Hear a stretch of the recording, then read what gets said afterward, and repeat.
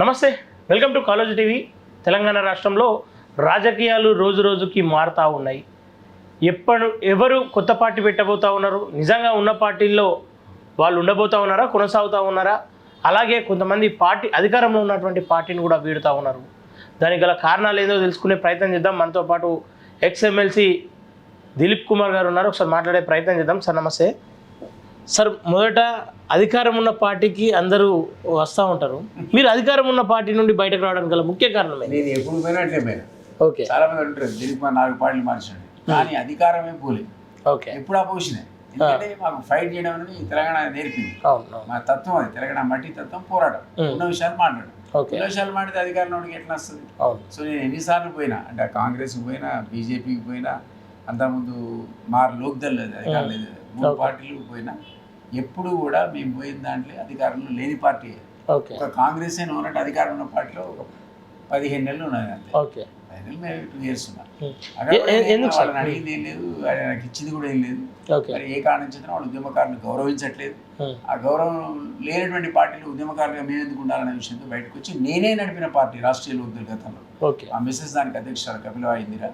ఆ పార్టీ మళ్ళీ నేను ఆమె తొలి అధ్యక్షురాలు, నేను మళ్ళీ అధ్యక్షుడు. ఓకే సార్, గతం గురించి తెలుసుకుంటే కేసీఆర్కు అతి సన్నిహితంగా ఉన్నారు. కేసీఆర్ అడుగులన్నీ కూడా మీకు తెలిసే ఉంటాయి. ఆ స్థానం రేవంత్ రెడ్డి మీకు కల్పించలేడా? ఆయనకు భయం అయింది కదా, కేసీఆర్ తింటే ఆయన కూడా తింటా అనుకుంటాడు. ఓకే, అందులో ఐ డోంట్ థింక్ అతను ఒక విషయం, రేవంత్ అనేవాడు నమ్మదగిన వ్యక్తి కాదు. ఓకే, మేము ఆ రోజులో ఎమ్మెల్సీగా ఉండి, ఆయన ఎమ్మెల్సీ ఉండు మరి ఇట్లా జైలుకు పోయి. ఓకే, కేసీఆర్ పాప ఆయన లోపల పెట్టాడు. అందరి సింపతి మాకుండే. ఓకే, ఆయన రెడ్ హ్యాండెడ్గా 50 లక్షలతో పట్టుబడ్డ కేసు నిజమే. అయినా నేనేమనుకున్నా అంటే పాపం పిల్లాడు యాక్టివ్ ఉండే, ఆ రోజుల్లో మంచి వైబ్రెంట్ ఫెలో. అట్లాంటి వాడు అన్యాయంగా పోయిన జైలుకు కేసీఆర్ పగబట్టేసి ఉండే నాకు. కాబట్టి నేను అతను మా ఇంటికి వస్తా అంటే రమ్మంటే 3 hours వచ్చిండు, సరిపోలేదు, మళ్ళీ వచ్చిండు, రాసుకొని పోయినంత చిట్టా కేసీఆర్. నాకు ఏది తెలుసు అంత చెప్పిన, ఇప్పటికైనా మీడియా కొట్టే చెప్పిన. ఆల్రెడీ పబ్లిక్లో ఉన్నటువంటి విషయాలే చెప్తా తప్ప ఆయనకు నాకు నా అంతరంగ విషయాలు అప్పుడు చెప్పలే, ఇప్పుడు కూడా చెప్పాలి. ఇద్దరి మధ్య అది సీక్రెట్. థర్డ్ పర్సన్ తెలిసే సీక్రెట్ కాదు. అట్లాంటి విషయాలు ఆయనతో షేర్ చేసుకున్నాను. ఎందుకంటే ఇవన్నీ కూడా ఢిల్లీలో జరిగినాయి. వాటి అడ్వాంటేజ్ తీసుకొని ప్రిపేర్ అయ్యి ఇంకా రీసెర్చ్ చేశాను. తత్వం రేవంత్ రెడ్డి రీసెర్చ్ చేశాను, ఇంకా మాట్లాడు ఆ వాటిని ఎలాబరేట్ చేసి పలు సందర్భాల్లో ఆ టైంలో ఆయన మీడియాలో వాడుతున్నాడు. ఓకే, థ్యాంక్ఫుల్ ఉండాలని నేను కదా ఇన్ఫర్మేషన్ ఇచ్చింది నీకు. మరి నేనే 4 సార్లు కలిసిన. 2 minutes మాట్లాడదాం అంటే, కూర్చొని మాట్లాడదాం అంటే, లేదన్నా నిలబడి చెప్పాను. నాలాంటి ఉద్యమకారుణ్ణి 10 ఏళ్ళు తెలంగాణకి సాక్రిఫైస్ చేసినట్టు KCR PS, Madhava Reddy PS, Uma Reddy PS 2 minutes కూర్చోబెట్టావా నన్ను? ఇదేమి సంస్కారం? నాకు నువ్వు పరిచయం లేకపోతే కొత్తగా నీ పరిచయం చేసుకుంటే అర్థం చేసుకోవచ్చు. 3 గంటల నా వచ్చి ఇన్ఫర్మేషన్ పట్టుకుపోయినావు కదా, నాకు ఒక్క 2 minutes లేవా, 3 minutes లేవా? అది జరగలేదు. సరే, కానీ మళ్ళీ 3 నెలల నుంచి అపాయింట్మెంట్ ట్రై చేస్తున్నా, అది రాలేదు. ఆ పిల్లాడు అనుకోకుండా అసెంబ్లీకి పోయినప్పుడు ఆ సీఎం ఆఫీసర్కి ఎక్స్ఎమ్మెల్సీలకు ఎంట్రీ లేదని అదిలో నన్ను చూడైనా పోలీసులు సెల్యూట్ కొట్టి వదిలేదు. ఎందుకంటే మాధవరెడ్డి పిఎస్ ఆ రోజులో ఎస్ఐ కూడా ఇది అడిషనల్ ఎస్పీ సార్ వస్తున్నాడని వదిలేసి ఆయన పోగానే పిఏ మంత్రి వచ్చి ఆగి అనా బాబునా ఎప్పట్లా నమస్తే ఊరిపోయిన గంట అయింది పిలవడు. అపాయింట్మెంట్ ఇయ్యడు, పిలవడు. ఎమ్మెల్యేలు అయిపోయారు. అంటే గుమ్మడి నర్సయ్య విషయంలో కూడా నా దృష్టికి రాలేదు, లేకపోతే ఉద్యమకారు ఒకవేళ ఇప్పుడు పిలిచి మాట్లాడితే మళ్ళా ఏమన్నా ఎంట్రీ ఇచ్చే అవకాశం ఎట్లా సాధ్యమైంది? నేను ఒక పార్టీ అధ్యక్షుడు, నీ మీద బావుటా ఎగిరిసిన, ఉన్న విషయాలు మీడియాలో మాట్లాడుతున్నా. ఇప్పుడు ఆయన పిలిచి నేను క్యాబినెట్లో పెట్టుకుంటానంటే నేను పోతానా? నా నేచర్. ఇంతవరకు పదవుల కోసం మారినాడు కాదు దిలీప్ కుమార్, తెలంగాణ కోసం పోయినా, తెలంగాణ ఉద్యమం కోసం పోయినా, అంతేగాని అధికారం వదులుకొని టీఆర్ఎస్ పోయినప్పుడు కూడా 10 ఏళ్ళ అధికారం నేను వదులుకున్నా. ఆ రోజు ఆయన అధికారంలో లేడు, ఉద్యమం అందులో పోయినా నేను. ఓకే, మంత్రులంతా కూడా అవినీతి చేస్తా ఉన్నారు అని చెప్పి నేనేమన్నా అంటే ఆమె చెప్పుకుంది, ఆమె కొండ సురేఖ అంటే పైసలు ఇవ్వండి, పర్సెంటేజ్ ఏంది వారి పనులు కావట్లేదు అన్నది. అంటే మరి తేలాలి కదా ఎవరు. ఏంటంటే డిస్మిస్ చేయండి వాళ్ళను. ఇంటెలిజెన్స్ నివేదికలు ఉంటాయి, మీడియాలో వస్తుంది బట్టి ఆఫీసులో పర్సెంటేజ్ పనులు కావట్లేదు అని. 4% నుంచి 8 పోయింది, 8 నుంచి 12 పోయింది. దాని కాంట్రాక్టర్ ఇప్పుడు 12 అడుగుతున్నారు సార్, నిన్న ఎవడో కలిసి 8 పడిపోయింది సార్ అన్నాడు. మీడియాలో మీరు అంటే చూపిస్తుంటే తట్టుకోలేక పర్సెంట్ తగ్గించుకుంటారు, కానీ కరప్షన్ మానేస్తుంది చెప్పట్లే. అది అవునా కాదు తేల్చిపోయి ఇంటెలిజెన్స్ నివేదికలు ఏసీబీ ఉంది, ఈసారి ఎప్పుడు పూర్ణ ఎంక్వైరీ చేస్తున్నావు కదా. ఓకే, అంటే బహిరంగంగా ఇవన్నీ ఓకే నేనంటే నీ క్యాబినెట్ మంత్రులు వేసుకో, ఓకే అది సాధ్యమా అంటాను. ఎన్టీ రామారావు ఏసీ పర్మిషన్ ఇస్తే ఆయన క్యాబినెట్ మంత్రి క్రియేట్ చేసి అరేంజ్ చేశాను. ఓకే, తెలుసా, జ్ఞాపకం ఉందా నీకు? అవును, గతంలో రామచంద్రరావు అని ఒక మంత్రి, ఆయనను పర్మిషన్ ఇచ్చిండు ఆయన. ఏసీ ఆయన కంట్రోల్ ఉంటుంది, ట్రాప్ చేసినవాడు. ట్రాప్ చేసిన మంత్రి డిస్మిస్ అయ్యాడు. ఓకే, ఏసీ అంటే రాష్ట్ర ప్రభుత్వం చేతిలో ఉంటుంది, కానీ అటు గవర్నర్ అయితే ఫ్రీ హ్యాండే కదా, గవర్నర్ ఎందుకు ఇన్వాల్వ్ కాలేకపోతాం? నేను ఎందుకు అంటున్నా అంటే ప్రమాణ స్వీకారం చేసినప్పుడు వీళ్ళందరూ కూడా రాజ్యాంగాన్ని కాపాడుతాం, ఈ వ్యక్తిగత ఇష్టాలకు అతీతంగా పనిచేస్తాము, రాగభావాలకు రాగద్వేషాలకు అతీతంగా ఉంటామని ప్రామిస్ చేశారు కాన్స్టిట్యూషన్ మీద. వాళ్ళు చెప్తున్నారు ఇక్కడ పర్సెంటేజ్ తీసుకుంటున్నారని. అక్కడ నువ్వు గవర్నర్ ఆయన కస్టోడియన్ ఉంది కాన్స్టిట్యూషన్ కదా, ఓత్ బ్రేక్ అయింది కదా, ముందు ఈవెన్ తీసే. నీవెందుకంటే ఈ విషయంలో నేను పర్సెంటేజ్ తీసుకోమంటుంది, అంటే వేరే విషయం తీసుకుంటాను, క్లారిటీ ఇవ్వాలి. పక్క వాళ్ళ దగ్గర చెప్పిన ఇప్పుడు కట్టింది కాదు కాదు, పాత మంత్రి వీడి మీద చెప్పిన అది కరెక్ట్, సరే కమిట్ అయిపోయాను, నోరు దారిపోయాను, పాసాలు చెప్పానండి అని నువ్వు ఆమెకు తెలియదు. ఇండియాలో పుంకాలు అతనాలు వస్తున్నాయి, క్యాబినెట్ లో కరప్షన్ జరుగుతుంది. ఇది నిజమైతే తెలంగాణ సోయి ఎవడైనా అలాంటి ఉద్యమకాడైనా మేము ప్రొటెస్ట్ చేయాలి, మేము మాట్లాడాలి కదా. మాకున్నది వాయిస్ అదే, మొదటి నుంచి ఇప్పటి వరకు మేము ఉద్యమంలో పోరాడి మేము కొట్లాడుకుంది సామాజిక తెలంగాణ కావాలని, అవినీతి రహిత సమాజం కావాలని, మన పిల్లలకు ఉద్యోగాలు కొట్లాడాను, నీళ్లు నిధులు నియామకాలు అనేది మా కాన్సెప్ట్. అది అది నువ్వు ఫాలో కాకుండా తెలంగాణ సోయి లేకుండా ముఖ్యమంత్రి పరిపాలిస్తుంటే ఎట్లా ఊరుకోమంటావు? కాబట్టి నువ్వు మాట్లాడుతున్నావు. తప్పైతే చెప్పు, వేరే బుచ్చి క్షమాపణ పత్రం రాసిస్తావు, ఒక నిమిషం టైం కూర్చోడానికి. ముందేమైనా ఈ మంత్రులు ఎవరు లిస్ట్ ఇస్తారు నీకు, గవర్నర్కి అడిగినవాడు చెప్తున్నా. ఒకవేళ ముఖ్యమంత్రి కనుక అపాయింట్మెంట్ ఇస్తే పోతారా అంటే నా కోసం పోరు, నేను ఆయనకు సలహా ఇవ్వడానికి పోతా. ఇగో బాబు వీళ్ళు నీ మంత్రులు నాకు తెలుసు ఎవరి పర్సెంటేజ్ తీసుకుంటా, ఆధారాలు ఉన్నాయా? ఆధారాలు కూడా ఉన్నాయి, నేను అవి నీకు రాసిస్తా. ఈ మంత్రి ఇక్కడ తీసుకున్నాడు, ఈ మంత్రి ఇక్కడ తీసుకున్నాడు, నీకు రాసిస్తా. నీకు టైం ఉంటే నువ్వు గుమ్మడి పిలిచినావు కదా, నన్ను పిలు, నేను ఇస్తా. నీకు టైం లేదు, నాకు 7 సార్లు అడిగితే నువ్వు అపాయింట్మెంట్ ఇవ్వలేదు, ఇప్పుడు ఇవన్నీ అనుకుంటా, కాబట్టి గవర్నర్ అపాయింట్మెంట్ అడిగాను, గవర్నర్ ఇస్తే నేను ఇవన్నీ కంప్లైంట్ ఆయనకి ఇస్తాను. ఓకే సార్, ఇక బీఆర్ఎస్ విషయానికి వస్తే గతంలో టీఆర్ఎస్గా ఉన్నటువంటి బీఆర్ఎస్ ఇప్పుడు ఎట్లా ఉండబోతుంది, దాని ఫ్యూచర్ ఏమైనా కనిపిస్తూ ఉందా మీకు? అంటే కేసీఆర్ అడుగులు మీకు బాగా తెలుసు బలంగా, ఇప్పుడు కేసీఆర్ ఏదైనా వ్యూహం ఉండబోతా ఉందా ఈ సమయంలో? KCR is a very powerful leader. Okay, public లో ఈ రోజు నీకు నాకు లేని ప్రజాదరణ ఉన్నటువంటి నాయకుడు ఇప్పటికి కూడా, అధికారం కోల్పోయినా సరే అంత మంచి కమ్యూనికేటర్ లేడు. ఆయన అంతా నాకు శత్రువు అయినా, శత్రుత్వం ఏమి పాలి పంచాయతీ అది ఇదా కానీ గట్టు పంచాయతీ కాదు మాది, కానీ ఒక వ్యవస్థ మీద ఆయన కరప్షన్లు కూరుకుపోయింది కాబట్టి తెలంగాణ సోయి లేకుండా పరిపాలిస్తున్న ఆయన మీద ధ్వజెత్తున్నాం తప్ప వేరేది కాదు. ఆయనకున్నటువంటి లోపాలని మాకు తెలుసు కాబట్టి. కానీ ప్రజలు ఆదరించి 2 సార్లు ముఖ్యమంత్రి అంటే అద్భుతమైన గౌరవం దొరికింది. అది వాడుకోకుండా పిల్లలకి ఎంకరేజ్ చేసి సలహాదారుల ఊబిలో ఇరుక్కుపోయి ఆయన 3వ సారి అధికారంలోకి వచ్చే అవకాశాన్ని కోల్పోయి మాలాంటి ఫైట్ చేసినాం ఆయన రావద్దని. ఎందుకంటే ఆయన నేచర్ మాకు తెలుసు కాబట్టి.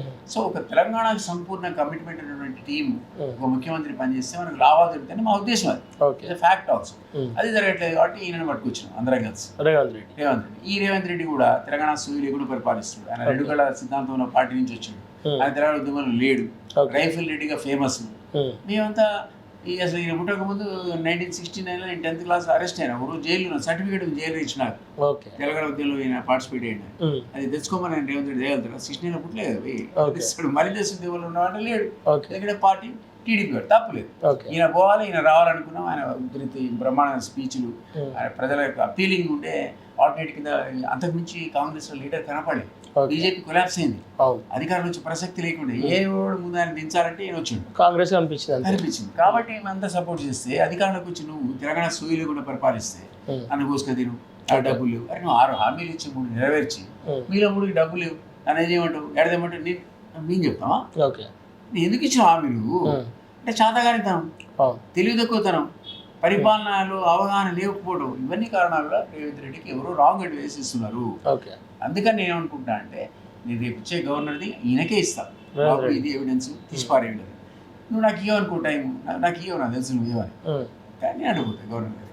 ఓకే సార్, ఈ సమయంలో బీఆర్ఎస్ నుండి అధ్యక్షునిగా కేటీఆర్ని వేస్తే కలిసి పనిచేస్తామని హరీష్ రావు అంటా ఉన్నాడు. కల్వకుంట్లకు అయితే సామాజిక తెలంగాణ కావాల్సిన అవసరం ఉందని చెప్పేసి కల్వకుంట్లకు అయితే అంటా ఉంది. అసలు ఏం జరుగుతూ ఉంది కేసీఆర్ కుటుంబం? చెప్పినది ఆ 3 దొరలు వాళ్ళు సామాజిక తెలంగాణ మాట్లాడచ్చు, హక్కు ఉందా? లేదు. ఎట్లా మాట్లాడు సామాజిక? కానీ 10 ఏళ్ల కాలం వాళ్ళ చేతులలో పార్టీ కనీసం ముఖ్యమంత్రి ఉన్నప్పుడన్నా పార్టీకి బీసీనో ఎస్సీనో ఎస్టీనో అధ్యక్షుడు చేసి వర్కింగ్ ప్రెసిడెంట్ చేయొచ్చు. నువ్వెందుకు పోయి వర్కింగ్ ప్రెసిడెంట్? కొడుకు పోయినా నువ్వు సూడో చీఫ్ మినిస్టర్ కదా, నువ్వు ఒక వర్కింగ్ ప్రెసిడెంట్ కనీసం తీసుకొచ్చి ఒకటి ఎస్సీ ఎస్టీ బీసీ కనుక పెడితే మనం నమ్ముదాం. మరి ఇప్పుడు వరంగల్ అంత పెద్ద సభ పెట్టి మధ్యలో ఇవ్వడాడా తండ్రి కొడుకులు పెట్టుకొని దూరాలట, మళ్ళీ ఈ దూరపోతే ఆ దూరం వస్తాయట. ఈసారి గతంలో ఉన్న ఎనర్జీ లేదు, వయసు సహకరించట్లేదు. కాబట్టి ప్రజల లోపల పార్లమెంట్ ఎలక్షన్ వచ్చేవరకల్లా 39 ఎమ్మెల్యేల సంఖ్యతో ఆ మాత్రమే ఇచ్చినప్పుడు కాస్త జీరో చేసిండు. అతనికి అవకాశం లేదు, ఆ పార్టీ రివైవ్ కాదు. అయితే కూడా ఎట్లయిద్దంటే కేసీఆర్ అట్లే ఉండి ఈ 4 స్తంభాల ఉంటే కాస్త కూర్చో ప్రజల లోపల కాంగ్రెస్ ఫెయిల్యూర్ వల్ల 4 ఓట్లు వస్తాయి. అంతేగాని కేసీఆర్ జరుగుతున్నా కేటీఆర్ పెడతా అంటే హరీష్ అనేవాడు ఇంకా 30 విజిట్లు కేటీఆర్ కొట్టినా చచ్చిన ఆయన కింద పని. బీఆర్ఎస్ అధికారంలోకి వస్తే కేటీఆర్ను సీఎం అభ్యర్థిగా ప్రకటిస్తే ఎట్లా, కేటీఆర్ను సీఎం అభ్యర్థిగా ప్రకటిస్తే ఎట్లా ఉంటుంది పార్టీలో పరిస్థితులు? రాహుల్ గాంధీ ప్రైమ్ మినిస్టర్ అయినా లేదు, అవకాశం ఉండే కదా సోనియా గాంధీ ఉండే, అప్పుడే ఇచ్చుకోవాల్సి ఉండే, ఈయన కూడా అప్పుడే ఇచ్చుకోవాల్సి ఉండే. అక్కడ రాహుల్ గాంధీ ప్రధానమంత్రి ఏది లేదు, ఇక్కడ కేటీఆర్ ఏది లేదు. హరీష్ రావు పార్టీ వీడతాడని చెప్పేసి వార్తలు వస్తుంది. కేటీఆర్ కనుక మేము సీఎం అభ్యర్థి మావాడే అని చెప్పి ప్రకటించి పగ్గాలు అతనికి పూర్తిగా చెప్తే ఆ పార్టీలో కవిత ఉండదు, హరీష్ ఉండదు. వాళ్ళిద్దరు 2 కొత్త అది యాక్సెప్ట్ చేస్తారో చేయరో దేవుడికి తెలుసు, కానీ 2 కొత్త మార్గాలు ఎంచుకునే అవకాశం అయితే ఖచ్చితంగా ఉందని. ఈ సమయంలో వాళ్ళు కొత్త పార్టీ పెడితే గెయిన్ అవుతారా, లేదంటే ఏదైనా పార్టీతో మెర్జ్ అయితే బాగుంటుందా? మనం ఎవరో సలహా ఇవ్వడానికి, కానీ వాళ్ళకైతే BJP is the best alternative కింద ఈరోజు ప్రజలు బీజేపీని చూస్తున్నారు. ఇంకా థర్డ్ ఆల్టర్నేటివ్ రాలేదు. మేము చిన్న పార్టీ, నిన్నే పుట్టినాం మేము, ఇంకా మాకు పబ్లిక్ కూడా తెలియదు మేము అందరం పుట్టినట్టు. మాకు అలయన్స్ ఉంది, BJP, TDP, Janasena and TRL కూడా అలయన్స్ ఉంటుంది. రాబోయే రోజు మహాగఠబంధనం ఏర్పాటు చేస్తాం. అటువంటి దాంట్లో వాళ్ళు పోతే సీట్ షేరింగ్ రావాల్సింది అయితే అవకాశం అయితే అధికారులు రావడానికి ఉంటుంది. అదే అని సొంత కవితం పెడతా అని ఎవరికి వాడిపోతే అంటే కవిత పైన వార్తలు వస్తూ ఉన్నాయి, కొత్త పార్టీ పెట్టబోతా ఉంది కల్వకుంట్ల కవిత అని చెప్పేసి. ఎవరు వస్తుందంటే నా టీఆర్ఎస్కి 0 వస్తే ఎంపీలా. ఇప్పుడు ఉద్యమ నేపథ్యం కూడా లేదు కదా, అంటే ఉన్నది నిజామాబాద్ లేదు.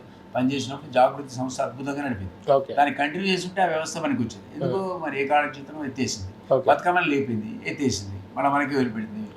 విమలక బహుజన బతుకమ్మ ఆడుకోవడానికి ఆమెకు వదిలేసింది, అసలు దురసాని వెళ్ళిపోయింది. సో ఈ వల్ల ఇప్పుడైనా అంత చైతన్యం వస్తుందని అనుకోను. పాలిటిక్స్లో brother all said and done 100% ఇదే జరుగుతుంది చెప్పలేదు. అంటే ఈ సమయంలో తెలంగాణ ఉద్యమకారునిగా ఇంకో నూతన పార్టీకి వేకెన్సీ ఉందని చెప్పేసి భావిస్తా ఉన్నారా?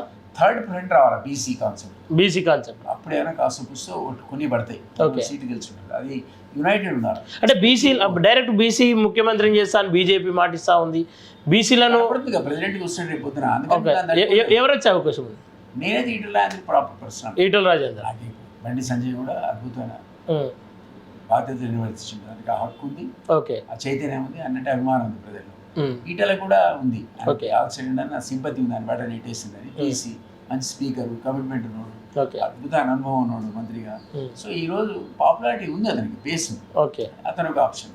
లేదా ధర్మపురి అరవింద్ కావచ్చు, కానీ అంత పాపులర్ బేస్ ధర్మపురి అరవింద్ లేదు.